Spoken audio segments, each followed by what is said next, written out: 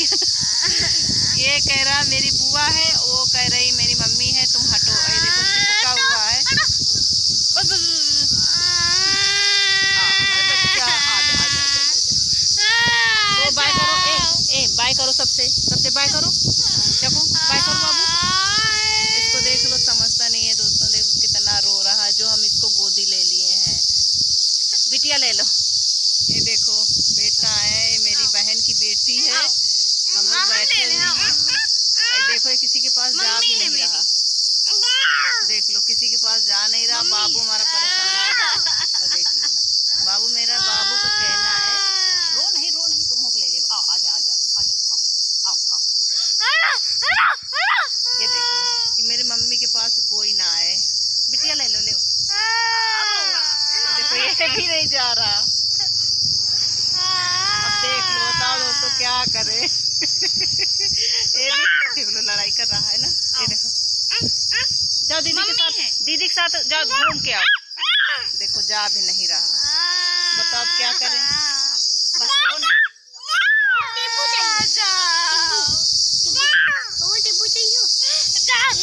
ठीक है, इन लोगों को हम समझा रहे। देखो कितना लड़ाई कर रहे हैं बच्चे। देखो अब चला गया, वो जा रहा है। मेरी बहन की बेटी है और उसको समझा रही है, चलो हम तुमको घुमाने ले चलते हैं। देखो वहाँ चला जा रहा। अब तो हम इसको ले लिए ना, इसीलिए ज़्यादा परेशान करने लगा। आप देख रहे हो, अब ये भी जाएगा घूमने। अब वो चला गया ना, ये भी जाएगा।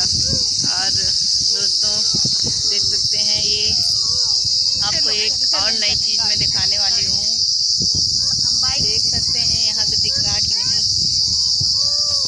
और मैं कहा तो यहाँ तो पुरानी यादें रहती हैं दोस्तों। सबके, हर बेटियों के मन में एक ख्याल रहता है बचपने वाला, क्योंकि बेटे तो भाई अपने यहाँ ही रहते हैं और बेटियाँ ससुराल चली जाती हैं, उनके 2 घर हो जाते हैं।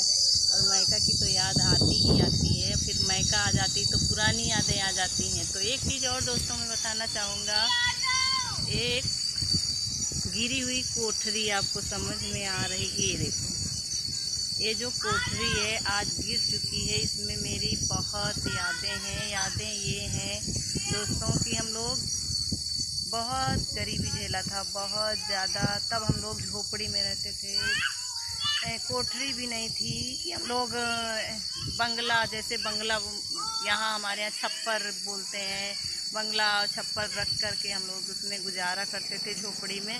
और फिर मेरे पिताजी जो है पालन भरण पोषण करने के लिए वो चले गए थे बाहर, दिल्ली बम्बई में काम करते थे और तो पैसा भेजते थे। और फिर मेरी माँ ने बहुत मेहनत किया। उसको देख करके आज भी मुझे दोस्तों नहीं लगता है कि मेहनत करना कोई बुरी बात है। मेहनत से बहुत कुछ हासिल किया जा सकता है।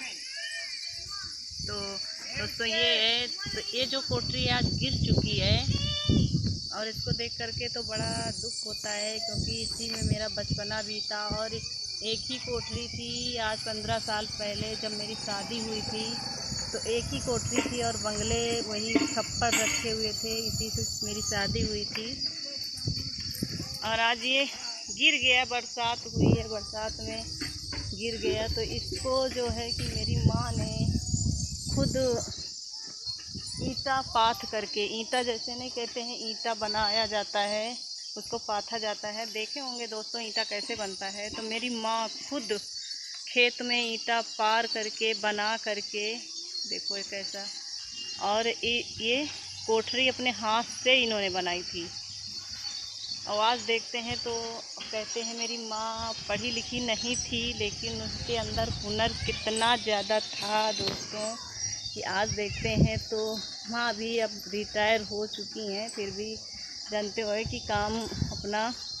तो ये है वो कोठरी जिसमें हम लोगों को, इसमें बचपना बहुत बड़े तक इसी में गुजारा हुआ है। फिर उसके बाद प्रधान जी के द्वारा ये कॉलोनी मिली थी। अब फिर जो हमारे भाई लोग हो गए, जब कमाने योग्य हो गए, वो लोग कमाए उमाए हैं, तो फिर अपना घर वर आप देख सकते हैं वो घर भी बन गया। दोस्तों हमको सीख मिलती है, क्योंकि बचपने से हम लोग यही चीज़ देखा है कि अगर जो बचपना जिसको जिस तरह बीतता है दोस्तों, वही बचपना वो लास्ट तक वही चीज़ उसके सामने आती रहती है, तो कभी नहीं घबराते हैं। तो इसीलिए मैं भी बचपने से आज तक संघर्ष ही संघर्ष रहा, कि उन्हें बचपना मैंने गरीबी देखा है। और आज गरीबी नहीं कहते हैं दोस्तों, जब नमक रोटी खा रहे हैं तो किस चीज़ की गरीबी है। अपने से बहुत लोग हैं जो फुटपाथ पे रहते हैं, उनके पास कुछ नहीं है, और बच्चों को अपना दिन भर में पालते हैं। किस तरह पालते हैं उनकी आत्मा ही जानती होगी। अपने पास सब है, जैसे तैसे चल रहा है, भरण पोषण हो रहा है। लेकिन दोस्तों सबसे ज़्यादा एक बहुत बड़ा कष्ट हमें है कि जो मेरा बेटा इस तरीके का है, उसके पीछे आज 10 साल से मैं दौड़ती दौड़ती यहाँ तक आई हूँ, और कुछ भी नहीं समझ में आता है कि अब मैं क्या करूँ, कितने दिन लगेंगे अभी ठीक होने में। उसी को लेकर के मुझे ज़्यादा परेशान रहती हूँ, और दौड़ भाग रहता है, कैसे क्या करूँ क्या न करूँ, तो उसी को लेकर के। और तो कुछ नहीं, सब दिन आते जाते हैं। अब कभी गरीबी है तो कभी अमीरी आ जाती है, अमीरी रहती है वो भी चली जाती है, गरीबी आ जाती है, ऐसा कुछ नहीं है। बस बच्चे को लेकर मैं ज़्यादा हूँ परेशान। और आपको दिखाई दिया दोस्तों, या कैसा आपको लगा, क्योंकि ये मेरी बचपने की यादें हैं। और मेरी माँ खुद ईंटा पाथ करके बनाई थी कोठरी। तो आपको ये कैसा लगा? हम चलते हैं, आपको घुमाने ले चलते हैं। हवा बहुत मस्त चल रही है, बहुत अच्छी हवा चल रही है। और आपको हम दिखा रहे हैं इधर खेत में, इसमें है तरोई और भिंडी, भिंडी नहीं सॉरी, तरोई है, लौकी है, वो मूंग है। इधर देखो हरा भरा अच्छा लग रहा। आई हाँ, बिटिया बुला रही हैं, बैठी हुई हैं, वो दिखाते हैं। बच्चे सब आके यहाँ पर बैठे हैं। देखो दोस्तों, आपको दिख रहा है यहाँ सब खेत की जुताई हो गई है, क्योंकि अब यहाँ लगेंगे धान लगेंगे। देखो यहाँ पेड़ के नीचे सब बैठे हुए हैं। हाँ आ जाई, देख लो आ जाए। हाँ, ये दोस्तों कटहल का पेड़, कटहल लगे हुए हैं, आप देख सकते हैं। छोटा छोटा है, अभी ज़्यादा बड़ा नहीं है। यही पेड़ के नीचे देखो, ये है यहाँ नाली, पानी आता तो यहाँ ठंडा बना रहता है। ये नाली है, ये देखो बैठे हैं सब यहाँ पर आ गए। हाँ तेरे मम्मी आ जाओ। और हम एक चीज़ और दिखा रहे हैं, हमारे यहाँ बेड़, धान की बेड़ बो चुकी है। और चलो आपको चल के दिखा ही देते हैं।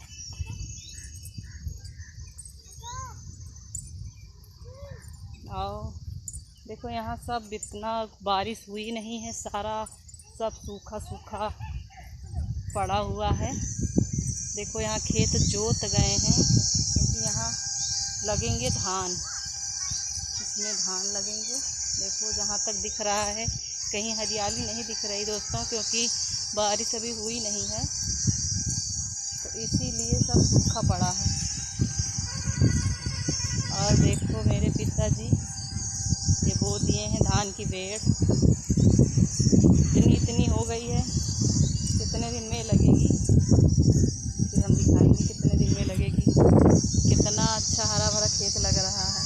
आपको कैसा लग रहा धान का?